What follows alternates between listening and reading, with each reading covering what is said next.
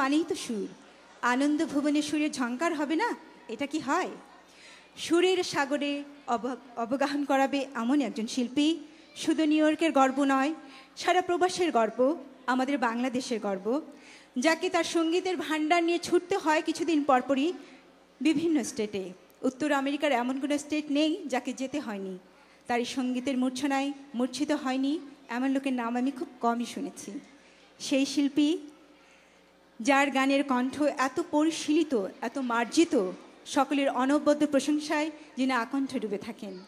আর প্রশংসা নয়, এবারে আপনারা সরাসরি উপলব্ধি করুন সেই যোগ্য শিল্পী কতটা আমি তার সম্পর্কে বললাম, কম না বেশি। সুরের ঝর্ণাধারায় স্নাত করবে আপনাদের হৃদয়কে। তাহমিনা শহীদ মঞ্চে আসছেন। তাহমিনা শহীদ।